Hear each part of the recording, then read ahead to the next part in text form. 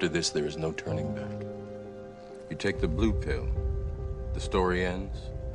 You wake up in your bed and believe whatever you want to believe.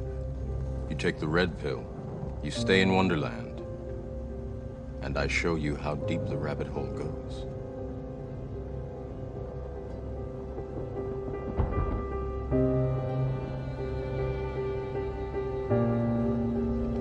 Remember, all I'm offering is the truth, nothing more.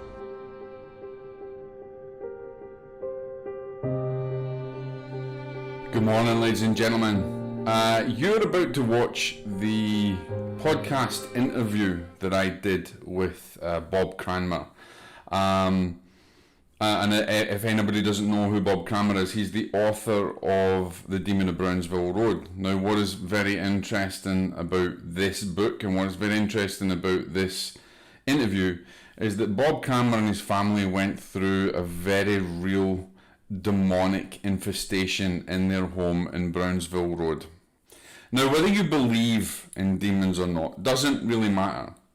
And there will be many people that will say that the history of the house is different, or they had never experienced that being in the house, like the cleaner or people that had lived there before.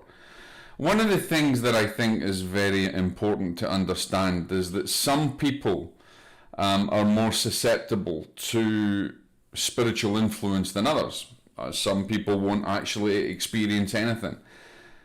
But if there's an intelligent will behind an evil force that targets the people within that environment, whether it came with them, whether it came from the land, whether it came from the house, whether it came from conjuring, or any other manifestation of evil that is there, the reality is that the intelligent force, or the intelligence and the will behind that malevolent force can obviously choose its victims and, you know, make its presence known to those victims. And maybe, just maybe, that is a plausible explanation of why other people don't experience it. There's been many haunting cases over the years in many different places, and whilst we mustn't just take everything on face value, we have to have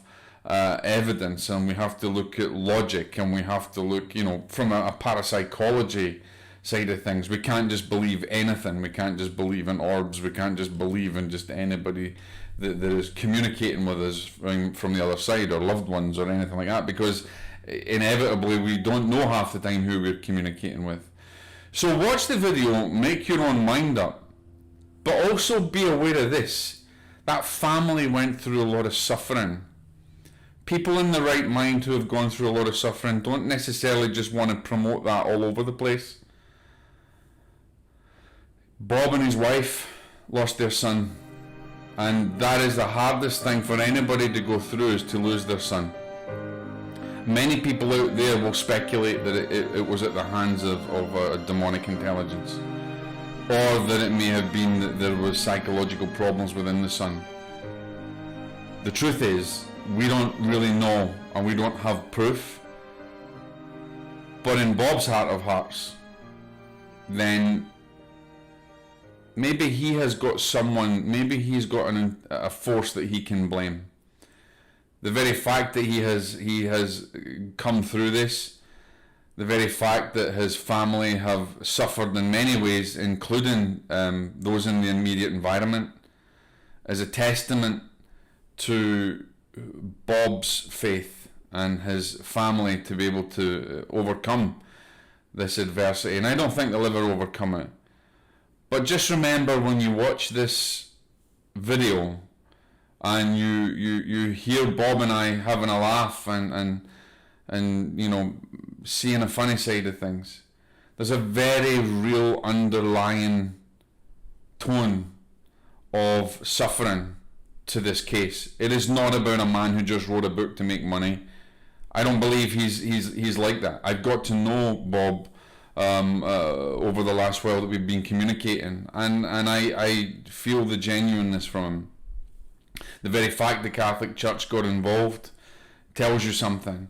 It's not just about scaremongering. There's a message here to be heard. And whether you believe in it or not doesn't matter, because evil forces believe in you. That's why they will target you if you are unfortunate to come across it. But it's very rare. It's incredibly rare, ladies and gentlemen. It's not something that is out there, all the time. Paranormal teams, don't go into houses and, hey, there's a demon here, we've caught them on camera. There has been no scientific evidence to date, and we probably will never get scientific evidence of it. So, enjoy the interview, but be respectful and understand that this is a family who have suffered a great deal, and understand that there has been loss through this, and take what you can from it. God bless, ladies and gentlemen, and enjoy the Demon of Brownsville Road.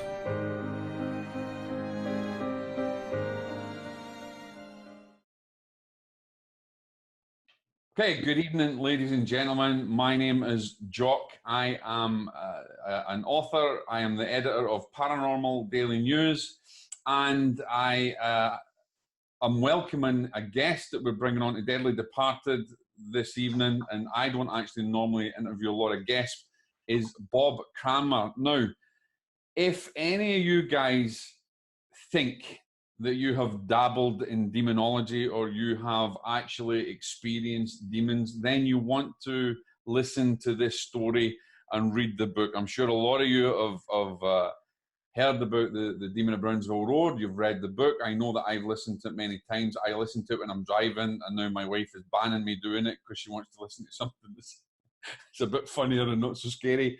But really, this puts down on paper real experiences of a demoniacal infestation, if you like. I won't say possession as such at the moment, but demoniacal infestation that has actually affected Bob and his family over the years, and I am delighted to bring him on to Deadly Departed and in association with Paranormal Daily News to talk to him about his experiences and to ask him questions and to, just to chat about these experiences. And you can make up your own mind whether you believe it or not, but at the end of the day, it doesn't matter. And let me tell you something as well. It doesn't matter if you believe in demons, ladies and gentlemen, because they believe in you and they don't need your permission to believe in them or not. So, welcome to Deadly Departed, Bob Cranmer.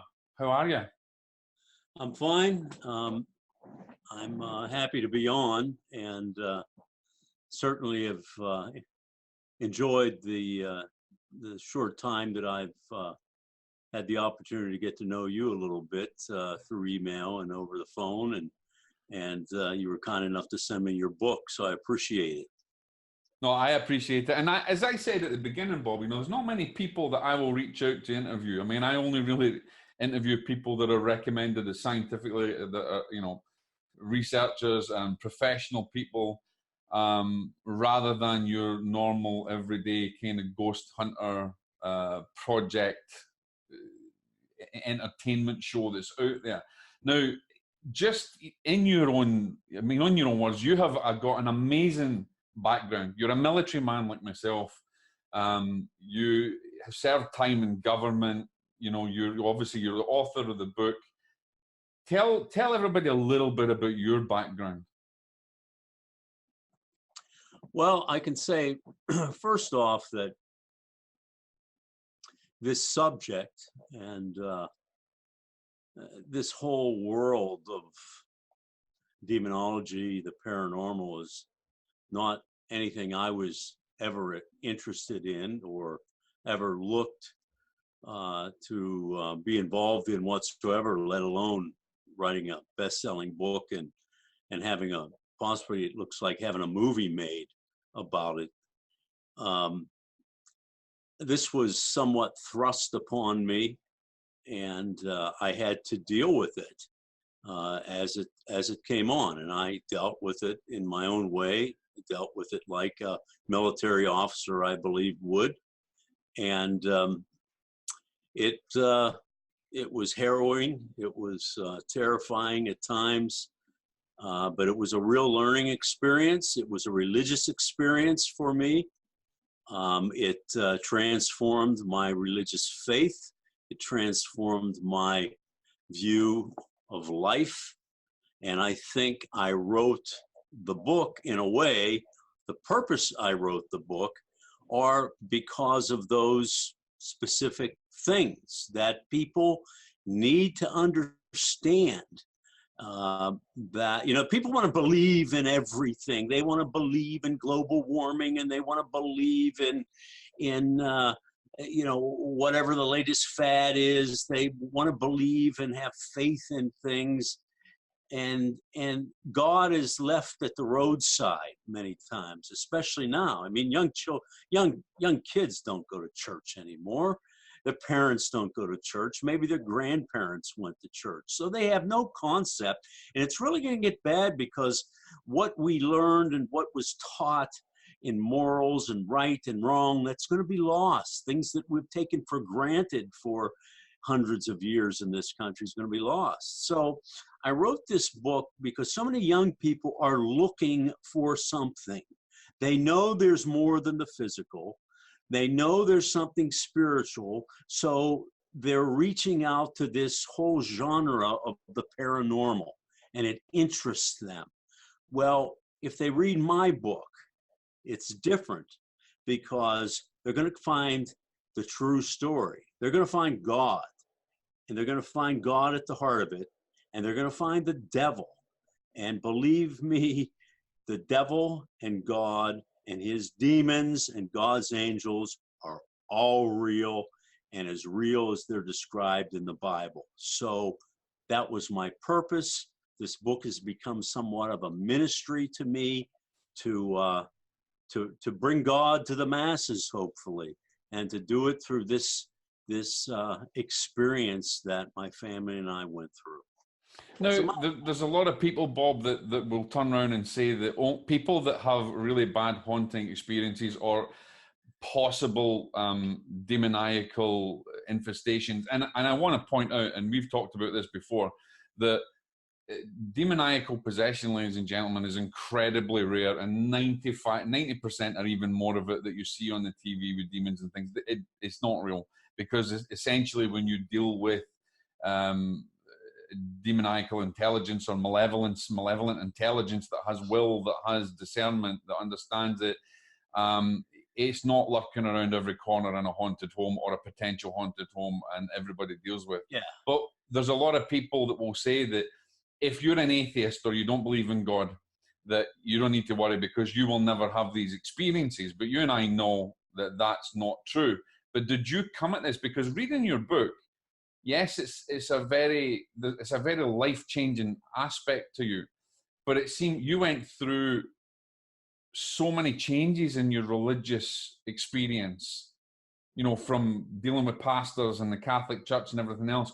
Would you say, when people say to you that this was brought onto you because of your religious experience or your religious belief system, or you just happened to be the target at the time?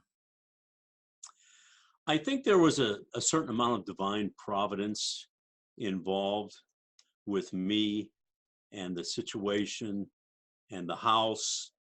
I think I was meant to go there and to fight this battle. I think I was prepared for it from my youth. I think my personality, my training in the military, my religious background, which changed, as you said, significantly. Even my political persona, which was very significant, played a role in the credibility that I brought along with the book, so that people who knew me and knew what I had accomplished in a very credible manner as a politician. I mean, I built a couple, Major League Baseball stadium, Major League Football stadium, a giant convention center. I mean, did some pretty big stuff. Transferred from the city of Pittsburgh. So I come out with this book out of the blue. I wasn't known for any of this. But yet the Catholic Diocese of Pittsburgh went public with the story like, I think 7 or 8 months before the publisher released it, because they were involved in it and wanted to get ahead of it. The bishop went on to become a cardinal. So I guess, you know, your original question, how it changed me and continues to change me, and how my life has changed for good or bad since I published the book. I mean, for goodness sakes, you know, my marriage broke up. I lost a son to suicide. It's been rough, and but nonetheless, I remain dedicated, because, you know, this was what I had to do, and I believe it was a calling from God. It was a mission. It was something I had to carry out and continue to have to carry out, because I think the story and the message of this book is so strong, and that's what makes it so compelling, about good and evil. And I have to say, Bob, as well, for me, the initial, when I was reading it, the initial thing that I was drawn to is, it seemed that you were set up from the very beginning, because you had an unnatural attraction to that house. I did. And again, for those who read it, and I don't want to, you know, spoiler alert, so to speak. But I've done plenty of that, Bob. I did write it in a way where the whole thing comes full circle. I start out with an event that took place in 1792, where there were three children and their mother were killed in the front yard of what became the front yard of the house. Yeah. And you don't really understand what that was all about until the very end of the book, because quite frankly, I didn't find out about any of that until long after I was writing the book. It all kind of then made sense. And, you know, I was a military intelligence officer, and I learned how to take this different facts and different items, put them together. So I was drawn to that house, and in the epilogue, as I point out some things, I was told that I had and again, for your Christian listeners, I understand this gets people all worked up. I've learned to come to deal with it, that I had a past life experience in that house. People get all worked up about reincarnation. I did it one time too. I don't now, because I found out that all these guys that go around thumping the Bible and preaching and yelling and carrying on, telling you what you should do or don't do, they don't have all the answers. And I have to say that you were part of that. You were what? I was right there. And when I went to that guy who, and I asked him for help, you know what he did? Oh, what do you want me to do? What do you want me to do? You know? Yeah, I have a theory about that. We'll talk about later. I had to go to the Catholic Church that he disparaged all the time. Yeah. And, you know, they were very businesslike. Yes, we can help you. And you know, I'm not pitting one against the other. I'm just saying, listen, this is really complicated stuff. You're talking now ghosts. Let's just talk about ghosts for a minute. You know, ghosts are not demons. Ghosts are the spirits of people who once lived, and for whatever reason, when they die, their soul stays in place. Their death is usually associated with some traumatic or some sad event, and their soul is tied to some location, whether it's a house, maybe it's a battlefield like Gettysburg. Yeah. I mean, you go in Gettysburg some evening in the summer at 10 o'clock when it's dark, take your phone and take a bunch of pictures of the Black Knight, and 5 or 6 of them will show apparitions on them. Yeah. So haunted houses and ghosts are relatively common. Demonic infestations, because a demon is not a ghost. A demon is an angel that was cast out of heaven. 1/3 of the angels were cast out with Lucifer. They're powerful, supernatural beings, and they were cast down to the earth. to make this an evil place. And all evil emanates from the devil because he's a liar and the father of lies. So you have this battle. It's kind of like the movie The Matrix. There's a whole unseen world around us that we can't see. I think animals can see it. I mean, why? I would agree with you. Animals are very attuned to it. I think there's something in the wiring of our minds that don't let us see things. Why? I just last weekend I went to a place called Jumonville Glen in the Laurel Highlands of Pennsylvania. It's where the French and Indian War started, and George Washington was there. And there were French soldiers that were butchered by Indians, and it's a long story. But anyway, it was 10 o'clock at night, and just for the heck of it, we took the camera and took a bunch of pictures. Now, right in front of me were all these orbs and things. You can't see them with your eyes, but nonetheless, the camera can see them. Why and how is that possible? And it's no reflections. It's not the moon. There are hundreds of them. It's amazing. So the spiritual realm is around us. We're spiritual beings. We are spiritual beings. And the whole reincarnation thing, I think, is completely compatible with Christianity.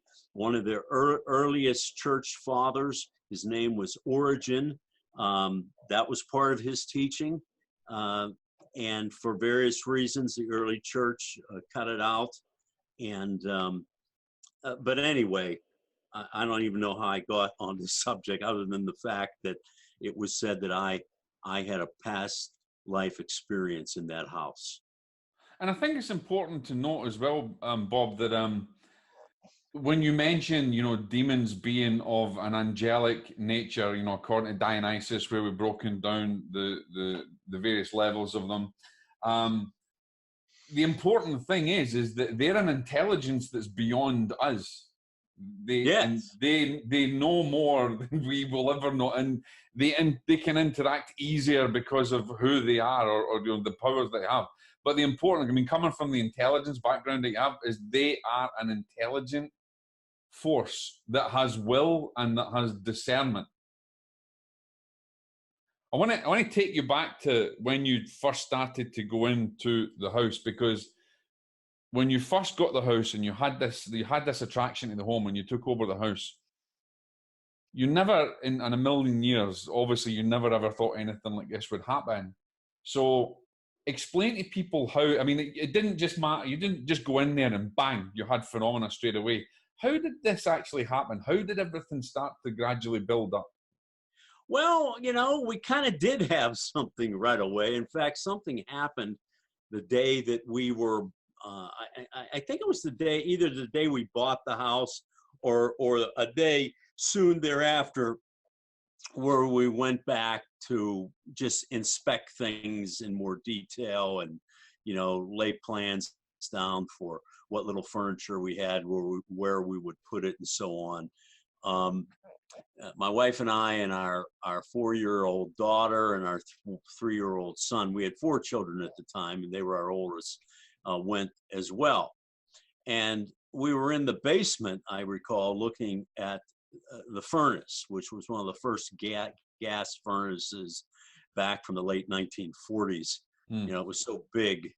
I always joke when I turned it on in the fall, I had to let the gas company know because the pressure would go down in their lines. and they had to lay people off in the spring. But so we're down there looking at the furnace, and just another thing I had to replace. And my wife turned and said, "Where's Bobby?" Bobby was my son. He's on the front cover of the book. Yeah. And he's the one that was really impacted by this the most, as far as my children go. And so we didn't know where he was. So my wife and the lady of the house decided to, they go back upstairs to find him. It wasn't like you could just call up the steps. It's a big cavernous house. They had to go up through the kitchen and the dining room into the foyer. And they found him on this staircase. which went halfway up, and there was a landing that reversed back and then went up to the balcony on the second floor. And he was standing on the landing halfway up, shaking. And the woman rushed up to him and said, "Oh, honey, what's wrong? Did you see something?" Now, right away, my wife figures, "What are you talking? What kind of comment is that?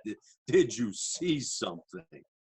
Because she felt creepy about the house to begin with. She had that gut feeling. She had that intuition feeling, yeah. There was something not right. So she told me afterwards what this woman had said. And she said, "You know what? This house is too big. It's going to cost too much money to get it where it needs to be.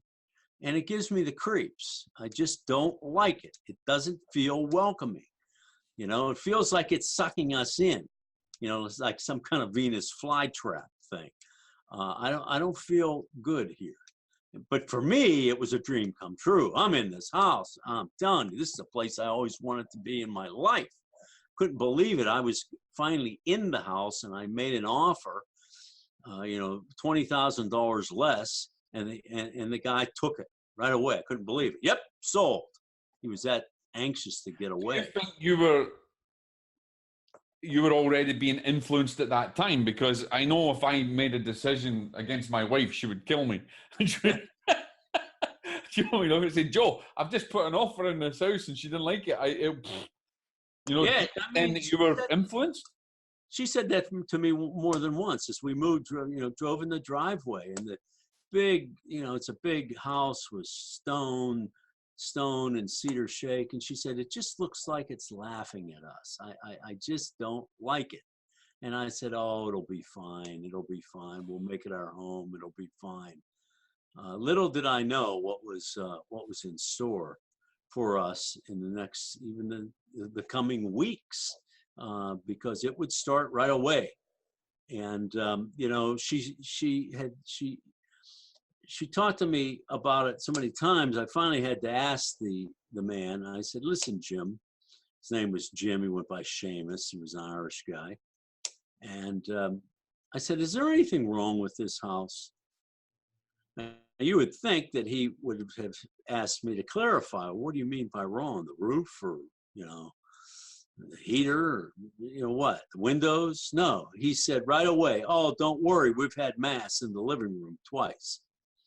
Which to me, I thought was a strange answer, because mass isn't ever celebrated in house. It's not in a house. It's not something that you take on the road. No. They'll come to your house and give you communion, yes. Yeah. But they don't celebrate mass in your house. That's not done. But nonetheless, they had there, and years later, I would understand when we would have mass, and all 4 floors of the house, including the basement, including the attic. Oh, I remember that in the book, actually, yeah. We had mass in almost every room of the house at different times, because that was a weapon that we used. Mm-hmm, mm-hmm. And, absolutely. Yeah, so it began pretty much right away, and but initially what made you continue? Because let's face it, anybody that goes into something like that and that starts happening, you would be thinking about making different decisions. Well, I thought, we had this situation with the pull chain on the light. Yeah. And how the chain would wrap around the top of the light, and I'd untwist it and go back again, and it would be wrapped around the top of the light again. Finally, my wife and I looked at it, we hung it straight, closed the door. Nobody goes in this closet. I get home from work. Excuse me. We go in, it's wrapped around the top of the light, and that light was probably 6 feet from the floor. So none of the kids, our oldest was 4 years old, was able to mess with the light nor get in a closet like that. So we knew right then and there's some kind of spirit in the house. And then more things began to happen, but none of it seemed to be malevolent. None of it seemed to be real threatening. It was a curiosity. And, do you think you encouraged it because it was kind of, you were curious and these things were happening? I kind of think it knew I was coming. I think Yeah, you were set up. coming. Yeah. And it was just, I had no idea that over the next 10 years that it would slowly, surreptitiously go to work on my family mentally and in different ways. And things would happen that I thought was just natural, family problems, but was really being perpetrated by living with a demon in your house. Because years later, when it all hit the fan, so to speak, it began to make more sense. When things start flying through the air past your head and smashing on the wall, then hey, this is dangerous. I think Yeah. I got to call. Who you going to call? I got to call somebody. And at that point in time, there were no paranormal research, groups, and every little town has its paranormal research cleansers or group. And listen, I said the other day, Bob, you walk down the road and you meet. It used to be years ago, you would have to ask someone to ask someone to ask someone to find a medium. All you need to do now is walk down the street and everybody's one. Oh yeah. It's the same in the paranormal. Everybody's a paranormal team. So I mean, yeah, I can see where you're coming from. I would say that the group that came and helped us with the church, and the church really invited them, and they invited them somewhat in the preparation for a formal exorcism of a person. You have doctors examine the person to ensure that what's happening is beyond explanation. Yeah. It's really something. There has to be scientific evidence of it. Yeah. So they wanted a group to come in and document what was happening in the house. But yes, there was crazy stuff happening. So there was this Paranormal Research Society group at Penn State University, and it was headed by a young man named Ryan Buell. Ryan was the guy that went on to have the famous television show Paranormal State, became, kind of like a cult icon for a while, and had his own issues. But I would say when they came to our house, it was a watershed event. I mean, there were some of them that came, there were 10 of them that came initially, and a couple of them left the next day. And they came I remember that in the book, actually. Yeah. And they really did get under this thing's skin. I mean, we cut in the wall, we got into its lair, we did some pretty dramatic things. But finally, the church said, you know what, they've kind of fulfilled their purpose, and it's dangerous for them to be involved here at this point. And even Ryan, I spoke to him many times after that, and he attributes what happened in our house for kind of, there was something that followed him and kind of messed him up. Oh, absolutely. I've got no doubt about it. Let me just ask, I'm going to jump back a little bit, because we've talked about, you have labeled this as a demon, or Ryan has, or the church has labeled it as a demon. But how did you get to that particular point that this is demonic, other than this is, maybe grounded spirits, etc., that is there? How did you get to that point by this is demonic? Because a lot of the phenomena that you're talking about can also be attributed to just paranormal physical phenomena that happens due to spiritual energy or residual energy or anything like that. But how did you come down to that? How did you label it? How did you get to that point? Well, I would say that, and at the time I didn't understand that there was a, what did she call herself? A intuitive, working with the diocese, a seer. And she was amazing. The information she gave us on the house. And I worked diligently to, I bet you I verified 90% of what she told me, things that had happened decades and decades ago. I mean, she would tell me, what color the wallpaper was in different rooms, and the layout of the house and the furniture. And, in this corner is a little a stand with a vase on it that belonged to your mother. I mean, just amazing. And I'm just, and I didn't know the information that was being passed on to me was passed on to me through the lead priest.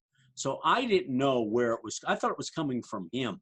I remember that. Yeah. Yeah. So she's the one who initially said, this is demonic. This is demonic entity. And I'll never forget when I was told, I thought that they would come to the house, kind of like calling the exterminator, you know, maybe pest control, come a couple times and gas the place, you know, but I thought they'd come, you know, 1, 2, 3 times and it would be done. And he said to me, in a year, this demon is so powerful. In a year, we'll know if we're making progress. It was kind of like in the Matrix, the red pill or the blue pill. You can take your family and move, sell the house to somebody else. Hopefully, they won't have the issues with it. Maybe you sparked this activity some way. Or you can stay and we'll stand with you and we can fight. But if we do that, it will be a year before we know if we're making progress. And there are certain things that demons do, certain characteristics, signs that they have, rules that they seem to operate under, because certainly they would kill you if they could. You know, they'll make their presence known in various ways. Ours did most commonly through a horrific stench that it localized smell that it put off. So you would know when you were with the thing, when it was in front of you, because you could smell it. Yeah. Move a couple feet away and it wasn't, you couldn't smell it. But when it was right next to you, it was some powerful bad breath, to say the least. You know? But you know, here's the thing I've always maintained is that when you're dealing with a malevolent intelligence like this, is demoniacal, that really the battlefield is the battlefield is your mind. And that's essentially what the main target is trying to break you down. Oh yeah, it's a matter of endurance and just it's just consistent. It wants to break you down. It wants to break your spirit. And I can say that for the first year, it had its way. It wanted to scare you. It wanted to freak us out, and we moved furniture out of different rooms. We couldn't use it. But, you know, once we got to the point that we understood that laughing at it and also other things I could do to make its existence unbearable as well. And I gave it as much of it as I could, like saying the rosary, and I mentioned in the book the Passion of the Christ movie, played for 6 months nonstop. I remember that nonstop. Yeah. On loop. Couldn't stand that movie. Would turn off the player. Would turn off the TV. Would take learned how to take the video out of the. Never broke it, which was interesting. We had it playing on 2 separate DVDs at one point. Powerful representation in that movie. No wonder I don't think Mel Gibson was prepared for the blowback from that. No. Anyway, we were dealing with a demonic entity, and you know, when the blood on the walls started, then it started to cover the walls. Started on the 3rd floor, down all the way to the 1st floor. Systematically cover the walls with dripping blood. Now, it wasn't real blood, but boy, it looked just like. And that's actually that's a question that a colleague of mine, Amanda, had said, because and we spoke about this, and she wanted to know that, and I have my theory about it, but why wasn't it real blood, and why was that a mixture and not you know, real blood. you know, again, how these things operate, and you know, where it got. I had I had this stuff examined twice, Yeah. 2 laboratories. The first one was able to tell me, one, it was nothing natural, like it wasn't mold, Yeah. it wasn't mildew, it had been applied there, but they did in fact find skin cells Yeah, I mixed. know. Yeah, I've seen that. Yeah. And then I had it analyzed by another lab a second time, and it was just a mixture of different concoctions. Like it had like carbohydrates in it, and chemicals that you would find like in cleaning fluid. Um, it made no rhyme or reason why this stuff was mixed together, but the stuff on the walls looked just like blood red. When it was on the floor, initially it looked like blood, and then the Yeah. stuff on the floor in the bathroom, then it became orange in color, like a like a melted creamsicle. But nonetheless, it would be there every day. We had to clean that stuff up. And then it came back. And Yeah. you checked as well for any other scientific possibility that could have, because I guess, Bob, you would have loved to have said, okay, this is not, you know, this is not right. This is not blood or anything else. Here's the scientific reason. There's a leak in the roof or something. I guess at one point that's, you know, hopefully that's what you were looking for. You know, because you don't want to say, well, this is a demon. It was all over the house. You know?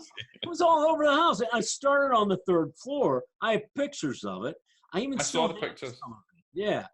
And okay, so when it came to the bedroom, this is an interesting fact.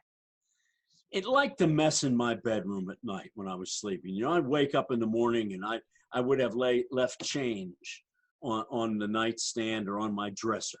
I'd wake up in the morning and all the coins would be standing on end. Yeah, not in a pile, but actually on end. Yeah. On end. I woke up one night in the middle of the night. I was completely turned around in bed. My feet were on the pillows. My head was at the base of the bed, and I never got out of bed. The lamp beside my side of the bed, you know, a lampshade, many times, there's an inner shade and an outer shade. All right, yeah. 2 pieces of material. The blood was on the inside of the lampshade, on the inner piece of material, on the inside, not the outside. Why, I don't know, but it wanted to let me know I put this there. And then, you know, one day I came home. It's all intelligence. You know what I mean? It's all, to me, my theory was, and I spoke about this today with my colleague Amanda, and my theory was it is it's warfare. It's basically intel, and it's psychological warfare. That's what it's doing. So I go upstairs, and, you know, I worked for an engineering company at the time, and we had to wear a suit and tie to work every day, and white shirt and a suit. So I had a clothes tree in my room. I had a dressing room on the 3rd floor. I kept my suits up there, and I'd take off my white shirt and put it on the clothes tree, and I'd collect them for the week and then take them to the cleaners to get repressed. And I went in, and it was one evening after dinner. There's a big streak of this red stuff down the back of one of my shirts. And I looked at that's a sign, isn't it? And I said, you know, I just looked, I looked over like I was looking. I said, what did you do that for? I said, the wall's one thing. I can wipe that off the wallpaper. What you put that on my shirt for? I said, first of all, I'm not impressed at all. I'm not impressed. And 2, you got to understand, I'm not going anywhere. I'm not going anywhere. You can do that all you want. You are going to leave. And, you know, I always would talk to and preface it with the power of Jesus Christ, you're going to leave. But if I could demonstrate to it that it wasn't getting under my skin anymore, it wasn't having the effect it had before, It would just do crazy little things. I remember one time, that third floor was like a refuge for me. I had a desk up there, and I can recall one time I was going through a box, and I came across a little picture of me, like from third grade, in my Cub Scout uniform. And I said, "Oh, isn't that nice?" I set it on the desk. I came back up a little later, and that picture, it was gone, and I found it in the bathroom in the trash can. See, Trash can. and meanwhile, see, it seems to be that you seem to be the target of psychological warfare, but also we've got to talk about your family were suffering as well. I mean, they were really feeling it. Oh, three of them were in psychiatric. My wife, when she was 34 years old, suffered a complete nervous breakdown. It's when we moved into this particular, we call it the Blue Room. I was going to talk about that next, actually, the Blue Room. Place. And it affected. Your son was affected in there, wasn't he? He was affected deeply. Badly.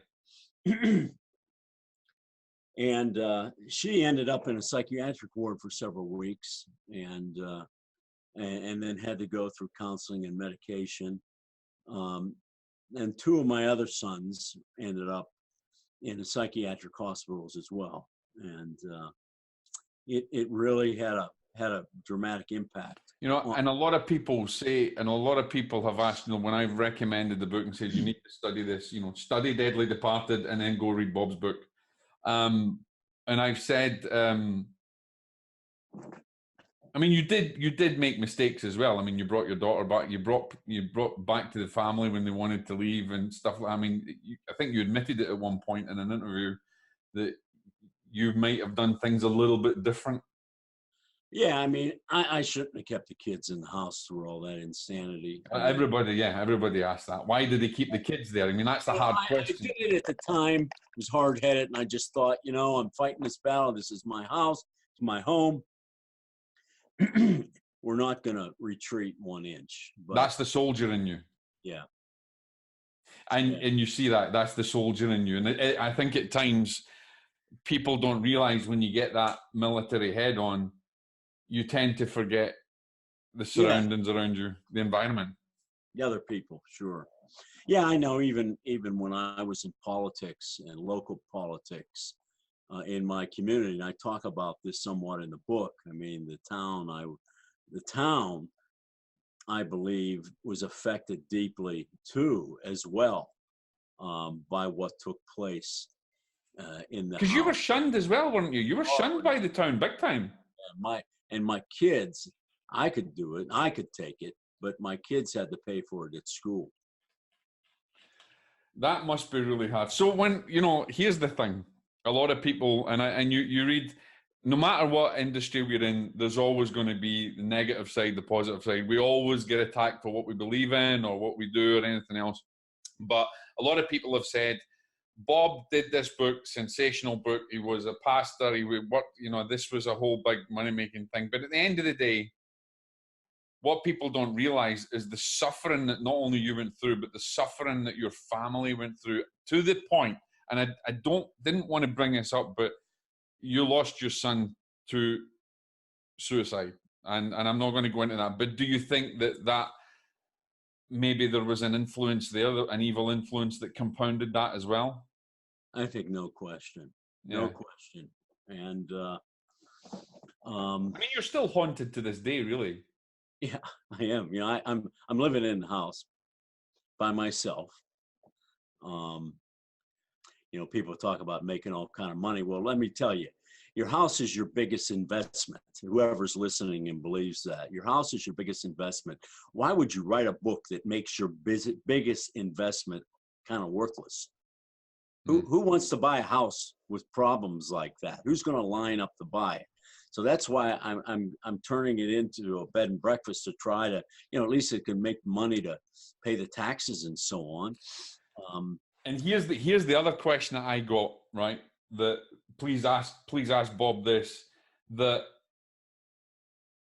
why on earth are you, and you can I'm going to just come out with it. Why on earth are you turning that into a bed and breakfast place when there was apparently, clearly, a demoniacal infestation that destroyed your family, that basically turned your life upside down.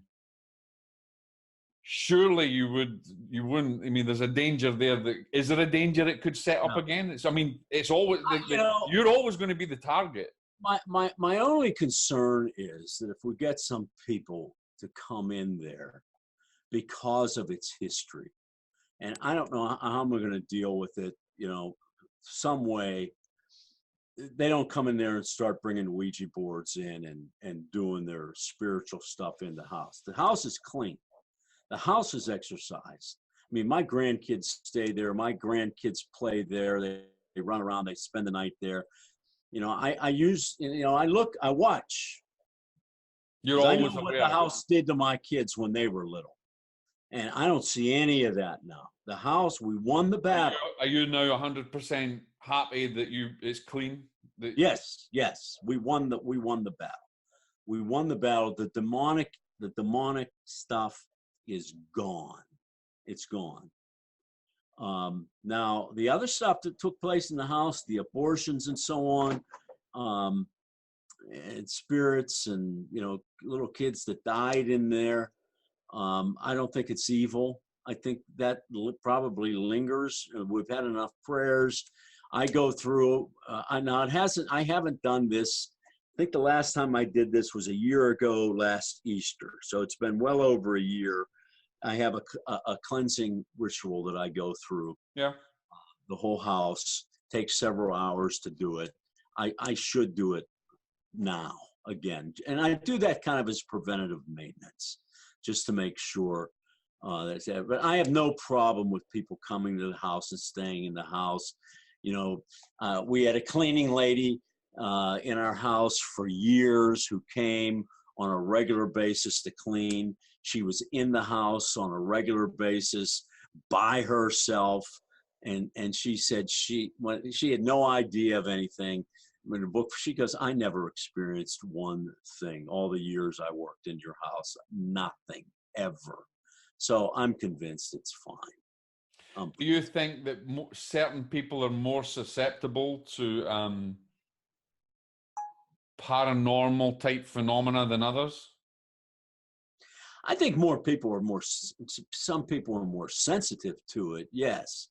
Do they cause it? No, but I think they can be more aware of it than others, and they can feel it. I'm like that now. And I think there's an argument that says, look, if you're skeptical and you don't believe in any of this, then you're never going to experience it. But I know from not just my experience, but being caught, I do know of skeptics that have had experienced things and have said, I don't believe in this, Jock, and I just witnessed this. So anybody who's listening, it doesn't tie down to just whether you're skeptical or not, or whether you're religious. I mean, I'll go back to the religious thing. Do you think if you weren't religious, that this would still have happened?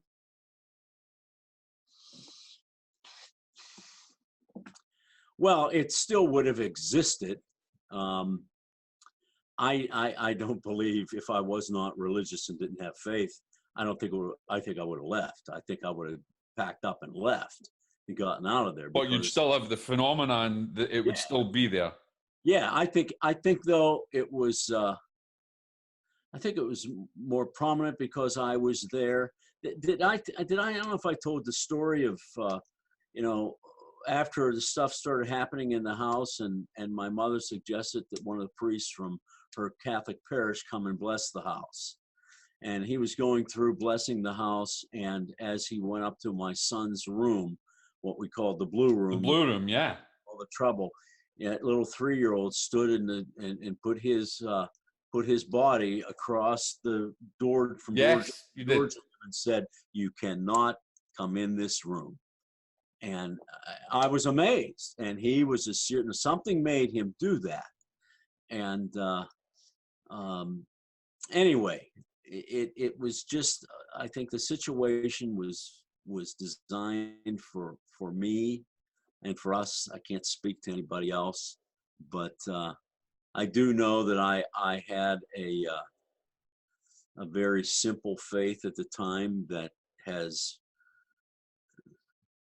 that's grown a lot since And it then. has helped a lot of people. Yeah, it's grown a lot since then. And I will say that, for all the problems the Catholic Church has, it's at this point, there's a lot to that Catholic hocus pocus and the Catholic ritual and the learning that goes back thousands of years. There's a lot of credibility to it, and evil recognizes the authority of it, I believe. Absolutely. Do you think you're I wonder, did we go over? No, we should be all right.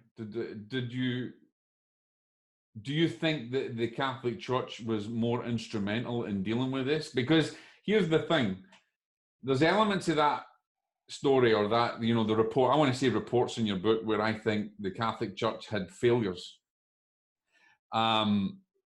Because you continued on your own.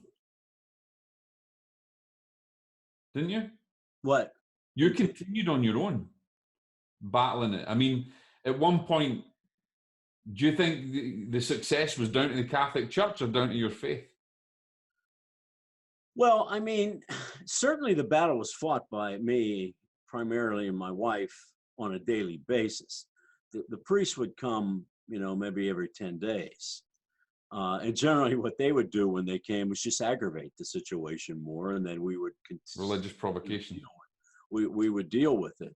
So it was kind of trench warfare. It was a consistent battle between us and it. And I'll say what changed was after that paranormal group came from Penn State, and we got a handle on it. We got an idea on, that we could affect it. We could fight back. And then we got to. You think they were the catalyst for making it worse? I don't know if we're making it worse. I mean, that is, let's see. That's right around the same time that the blood appeared on the walls. I think the first time the blood appeared, the thing was claiming victory. Right. We were done. We were just about ready to give up at that point. It was like Rocky and Ivan Drago. It was done. Like a good choice of film there. What about your family? Did they try to push you away from it? Like, did they were like, look, Dad, look, your wife, let's go. We're done with this. This is just too bad. Do you talk about it still? My wife did not say that. My two sons were so out of it. They were in and out of psychiatric hospitals. My daughter moved out completely, and kind of stayed away. And my one son, the one who was least affected by it, David, he wanted to become part of the team to fight it. He wanted to help us.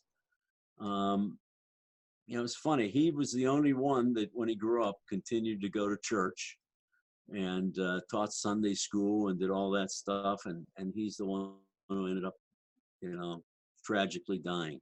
I don't understand it. What is your hope now, Bob, for the future? What are you hoping to achieve with all this now? Well, it's been such a challenge since the whole thing ended. It was a challenge going through it. And then when I decided that I was told, my friend, Tom Murphy, who was mayor of Pittsburgh, he's the one who went to the bishop to begin with. He's the one who said to me, you got to keep notes. Yeah, he told. I remember. Yeah, you said you're going to keep the notes on it. I keep 350 pages worth of notes over 2 years, and then when it got done, he goes, "You need to write a book. You need to write a book." Well, I never wrote a book, let alone, to get a book published by Penguin Random House. it's not an when you're like nobody in the publishing. It's not an easy thing to do. Yeah, and I was able to achieve that. And then, what did your family think about that, Bob? What did they think about the whole? The publicity. You're bringing this out in a book and letting the whole world know about it. Were they supportive? I think at first they were really kind of put off by it, but then I think they got it. And my son Bobby was a great help with me on social media in promoting the book, and Facebook page and all that stuff. And he really did a lot to help promote the book. And then the television programs then came along, and they were involved in those television programs, the Paranormal Witness and A Haunting, or called A Haunting, and there were 3 of them, and now a movie, and it's one of the major studios in Hollywood.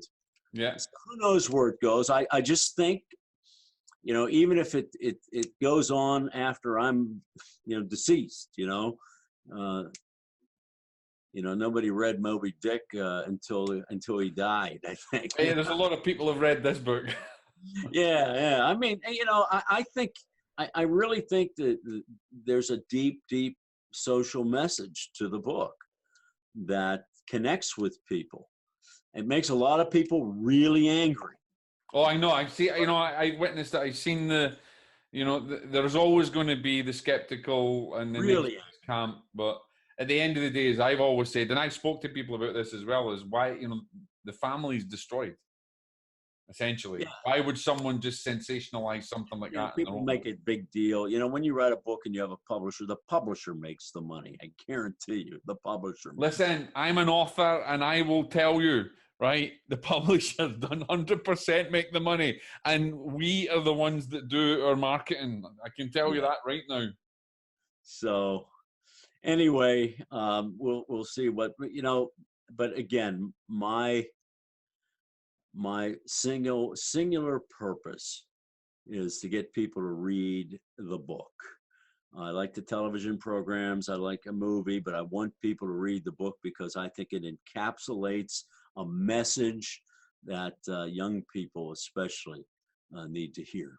I am a very big supporter of the book, and in fact, it's actually, I'm recommending it daily to people who communicate with me after reading my book. I'm going, right, the next book you need to read is this one. I've actually got someone in Scotland that said today, I'm terrified to read this book of Bob's. I said, listen, you got mine, you're all right, well, and you've got connection to me, you're fine, but you need to read it because you need the education, and you need to read it from not a story or a film that's been over sensationalized, but from real experience of what this and how intelligent a force like this can be. Yeah. Well, that's the story, and I'm sticking to it. And, listen, we're going to switch it off there because we could go on and on and on for hours. But Bob, I want to thank you for spending the time with me. I want to do this again and go even deeper with you into different things and to get the message out even more, and maybe. And the other thing is we're planning to do an event, hopefully in as I said, 2020, 21, something like that. We're doing a paranormal event, which is actually an educational event. It's not paranormal ghost stories or anything else, but you'll get to meet professionals and listen. Hopefully you'll listen to Bob, who'll come and talk about these experiences. I do know other people that have had real experiences as well. A friend of mine, Gavin, who I respect, has had some real bad experiences over in Wales. Whether you believe in demons or not, it doesn't matter. And whether you're a medium that thinks malevolent forces don't exist, it doesn't matter, because you want to pray that you never ever have to come up with it or come against it. One of the things I will say is, even though the Catholic Church doesn't believe in mediums, they do use them. Whether they call them intuitives or whether they call them anything else, they will use them. Yeah. And that is a big fallacy. And if you learned anything from this show, one of the things you're going to actually learn is that it was a medium that brought forth the information. And that's not me just saying, and yeah, there's a lot of bad mediumship out there, like there's bad mechanics, okay? But there is a place for this and this type of work in the service to God and humanity for a greater experience. I, for one, believe in this book. I believe in its message. I recommend it to everybody to read. And hopefully this won't be the last time that we'll get you on, Bob, and we'll talk even more about this. That's fine. I look forward to it. I could do this.